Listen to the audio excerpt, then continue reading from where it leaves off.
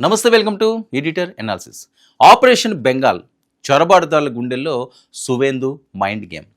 అంతర్జాతీయ కుట్రలపై ఇండియా ఢాక కన్ను. Amit Shah green signal. Pak honey traps, China కోవర్టులు. బెంగాల్ సరిహద్దుల్లో అసలు ఏం జరుగుతుంది?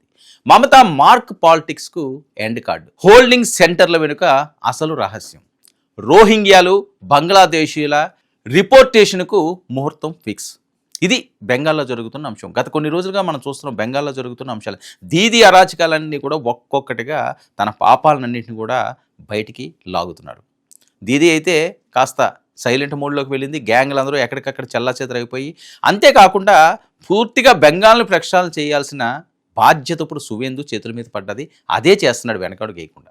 భారతదేశ తూర్పు సరిహద్దు అంతర్జాతీయ వ్యూహాలకు, అంతర్గత భద్రతా సవాళ్లకు నేడు కేంద్ర బిందువుగా మారింది. పశ్చిమ బెంగాల్ గడ్డపై ఇప్పుడు జరుగుతున్న పరిణామాలు కేవలం ఒక రాష్ట్ర రాజకీయాల మార్పు మాత్రమే కాదు. ఇది దేశ రక్షణకు సంబంధించిన ఒక మహావ్యూహంగా మారింది. ఒకప్పుడు చొరబాటుదారులకు కేర్ ఆఫ్ అడ్రస్గా మారిందనే విమర్శలు ఎదుర్కొన్న బెంగాల్ సరిహద్దుల్లో ఇప్పుడు సరికొత్త చరిత్ర లిఖించబడుతుంది. దీదీ కోటలు బీటలు వారిన వేళ అధికార పీఠాన్ని కైవసం చేసుకున్న ముఖ్యమంత్రి సువేందు అధికారి సర్కార్ సరిహద్దుల్లో తిష్టవేసిన శక్తులపై ఆయన యుద్ధమే ప్రకటించారు. కేంద్ర హోంమంత్రి అమిత్ షా పక్కా ప్లానింగ్, సువేందు అధికారి యాక్షన్ ప్లాన్ కలిసి పశ్చిమ బెంగాల్ను చొరబాటుదారుల ముఠాల నుంచి క్లీన్ చేయడానికి కౌంట్ డౌన్ స్టార్ట్ చేసేసాయి. బంగ్లాదేశీయులు, రోహింగ్యాల అక్రమ వలసల వెనుక దాగి ఉన్న అంతర్జాతీయ కుట్రలేంటి అసలు? పాకిస్తాన్, చైనాలు మన సరిహద్దులను టార్గెట్ చేస్తూ పన్నుతున్న పన్నాగాలేంటి?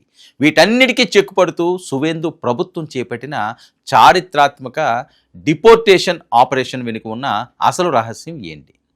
అంతర్జాతీయ భౌగోళిక రాజకీయాలను శాసిస్తున్న ఆపరేషన్ బెంగాల్ హాట్ టాపిక్గా మారింది. పశ్చిమ బెంగాల్ భారతదేశ సంస్కృతికి నిలయం. కానీ దశాబ్దాలుగా ఓట్ బ్యాంక్ రాజకీయాలు అక్కడ పెచ్చిమీరిపోయాయి.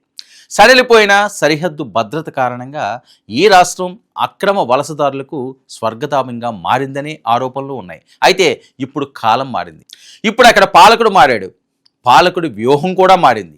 మాజీ ముఖ్యమంత్రి, తృణమూల్ కాంగ్రెస్ అధినేత్రి మమతా బెనర్జీకి వరుస షాకులు ఇస్తూ ముఖ్యమంత్రి సువేందు అధికారి నేతృత్వంలోని బీజేపీ ప్రభుత్వం బెంగాల్ను పూర్తిగా ప్రక్షాళన చేసే పనిలో పడింది. గత ప్రభుత్వ హయాంలో అక్రమాలకు పాల్పడి చొరబాటుదారులకు కొమ్ము కాసిన పొలిటికల్ లీడర్లు మాత్రమే కాదు, వారికి అండదండగా నిలిచిన సెలబ్రిటీలు, సినిమా స్టార్లు ఏ ఒక్కరిని సువేందు వదిలిపెట్టడం లేదు.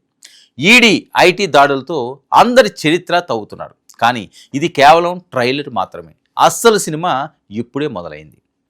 బెంగాల్ సరిహద్దుల్లో జియోపాలిటిక్స్ అంటే భౌగోళిక రాజకీయాలు ఒక్కసారిగా హీట్ ఎక్కాయి.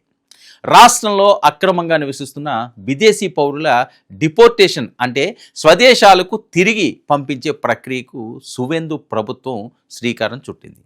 రోహింగ్యా శరణార్థులతో పాటు సరిహద్దు దాటి చొరబడిన బంగ్లాదేశీయులను ఏరి పారేసేందుకు పక్కా గైడ్లైన్స్ సిద్ధమైపోయాయి.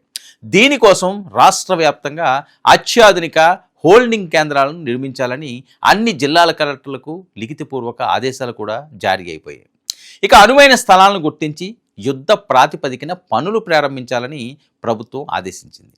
చొరబాటుదారుల్లోని చిట్ట చివరి వ్యక్తిని కూడా పట్టుకుని ఈ హోల్డింగ్ సెంటర్లలో నిర్బంధించి ఆ తర్వాత చట్టబద్ధంగా వారి స్వదేశాలకు పంపించడమే ఈ ఆపరేషన్ ముఖ్య లక్ష్యం. ఇంతకుముందు చొరబాటుదారులను పట్టుకుంటే కేసులు పెట్టి జైల్లోనే వేసేవారు. దీనివల్ల వారిని తిరిగి పంపడంలో జాప్యం జరగడమే కాకుండా భారతీయ జైలులో వారి భద్రత కోసం కోట్లాది రూపాయల ప్రజాధనం ఖర్చు అయ్యేది. రాష్ట్ర ఖజానాపై పడుతున్న ఈ అదనపు భారాన్ని గమనించిన కేంద్ర హోంమంత్రి అమిత్ షా ఈ పాత పద్ధతికి ఇప్పుడు స్వస్తి పలికేశారు. అమిత్ షా అనుమతితో రూపుదిద్దుకున్న ఈ సరికొత్త హోల్డింగ్ సెంటర్ల వ్యూహం చొరబాటుదారుల గుండెల్లో నేడు రైళ్లు పరిగెత్తిస్తున్నాయి. ఇక్కడ వారి గుర్తింపును నిర్ధారించి వారి దేశాలకు అధికారిక సమాచారం అందించి చట్టబద్ధమైన ప్రక్రియ పూర్తయ్యే వరకు కఠిన నిఘా నీడలో ఉంచుతారు. కొన్ని తరాలుగా ఇక్కడే తిష్టవేసిన వారి మూలాలను సైతం న్యాయ సలహాలతో వెలికి తీసేందుకు బెంగాల్ సర్కార్ సిద్ధమైపోయింది. అయితే ఈ ఆపరేషన్ వెనుక కేవలం వలసల సమస్యలు మాత్రమే కాదు, దీని వెనుక దేశ రక్షణకు సంబంధించిన పెనుముప్పు కూడా దాగి ఉంది. బంగ్లాదేశ్ నుంచి బతకడానికి వచ్చే పేద ప్రజల ముసుగులో పాకిస్తాన్ ప్రేరేపిత ఉగ్రవాద సంస్థలు కూడా ఉన్నట్లుగా అనుమానాలు. మరి చైనా గూఢచార విభాగాలు తమ కోవర్టులను భారత్లోకి ప్రవేశపెడుతున్నాయనేది నగ్న సత్యం. భారత ఇంటెలిజెన్స్ వర్గాల నుంచి అందిన అత్యంత రహస్య సమాచారం ప్రకారం పాకిస్తాన్కు చెందిన జైషే మహమ్మద్ ఉగ్రవాద సంస్థ భారత్పై విషం కక్కుతుంది. మన దేశాన్ని దెబ్బతీయడానికి మహిళా ఆత్మాహుతి దళాలను కూడా సిద్ధం చేస్తుందని నివేదికలు చెబుతున్నాయి. దీనికి తోడు సరిహద్దులోని అమాయక ప్రజలను టార్గెట్ చేస్తూ పాక్ ముష్కరులు విసురుతున్న హనీ ట్రాప్ వలలు అంతర్గత భద్రతకు సవాల్గా మారాయి. సరిహద్దు ప్రజల బలహీనతలను ఆసరాగా చేసుకుని కీలక సమాచారాన్ని సేకరిస్తూ దేశంలో అలజడులు సృష్టించడానికి శత్రు దేశాల కుట్ర పన్నుతున్నాయి. గత ఎన్నికల్లో బెంగాల్లో మమతా బెనర్జీ మళ్ళీ గెలవాలని, బీజేపీ అధికారంలోకి రాకూడదని అంతర్జాతీయ ఉగ్రవాద శక్తులు నాటి అధికారి టీఎంసీ నేతలకు, కార్యకర్తలకు ఆర్థికంగా, వ్యూహాత్మకంగా అండదండలు అందించాయనే ఆరోపణలు ఇప్పుడు బహిరంగ రహస్యంగా మారాయి.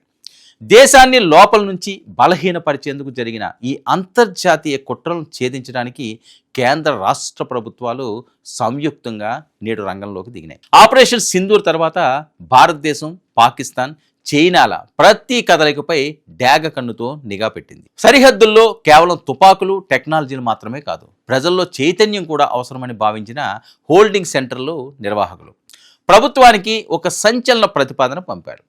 శత్రు దేశాల హనీ ట్రాప్ కుట్రలకు సరిహద్దు ప్రజలు చిక్కకుండా అప్రమత్తం చేసేందుకు నిరంతరం వీధి నాటకాలు, బుర్ర కథలు, కళాకారుల ఆటపాటలతో ఒక భారీ సాంస్కృతిక చైతన్య యజ్ఞానికి శ్రీకారం కూడా చుట్టబోతున్నారట.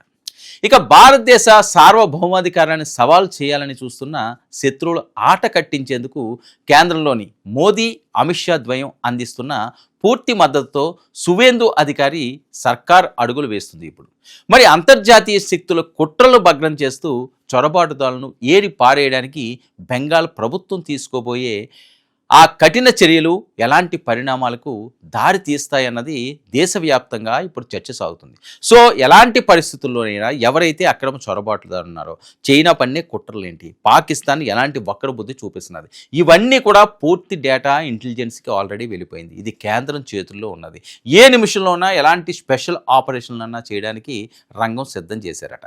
ఏం చేసినా సరే ఇక్కడ ఉన్నవాళ్ళు ఎవరైతే ఉన్నారో, తప్పుడు పత్రాలతో ఉన్నవారు, తప్పుడు తోవలో వచ్చిన వాళ్ళు, ఏ స్వరంగాల నుంచి వచ్చిన వాళ్ళన్నా, ఏ కంచెలు దాటుకుండా వచ్చిన వాళ్ళన్నా, ఏ చిట్టడుగుల నుంచి ఇందులోకి దూరిన వాళ్ళన్నా ఒక్కరిని కూడా చివరి వ్యక్తి వరకు కూడా విడిచిపెట్టకుండా ఎన్ని సంవత్సరాలు పెట్టి వాళ్ళు వచ్చినా, ఎలాంటి దొంగ ఐడి కార్డులతోటి వాళ్ళు బతుకుతున్నా వాళ్ళందరినీ కూడా క్రీగంటతోటి ఒక లిస్ట్ని తీస్తున్నారు. డాగ కన్నుతో ఆ లిస్ట్ అంతా కూడా సిద్ధం చేశారట. సో ఎక్కడికక్కడ ఆ షెల్టర్లో పెట్టడం, ఆ షెల్టర్లో ఉంచడం, తర్వాత న్యాయపరంగా వాళ్ళ దేశాలకు పంపించడం.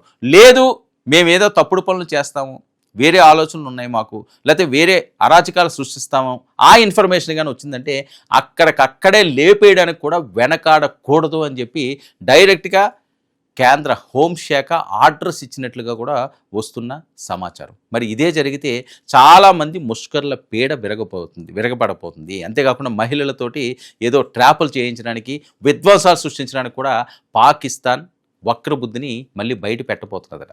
దాన్ని కూడా ఇంటెలిజెన్స్ వర్గాల పసిగట్టిని వాళ్ళు ఎక్కడున్నా, ఏ కలుగుల్లో దాక్కున్నా బయటికి వీటి చూచి తగిన బుద్ధి చెప్పడానికి సర్వం సిద్ధమవుతున్నది. సో బెంగాల్ క్లీన్ అవుతున్నది. బెంగాల్ క్లీన్ అయితే దేశంలో చాలా అరాచకాలు పోతాయన్నది ప్రధాన టాక్. మరి చూద్దాం సువేందు పవరు, అమిత్ షా ఆర్డర్స్ ఎలా పనిచేస్తాయో బెంగాల్లో. ఇది ఈనాటి editor analysis. Stay tuned to 9 news.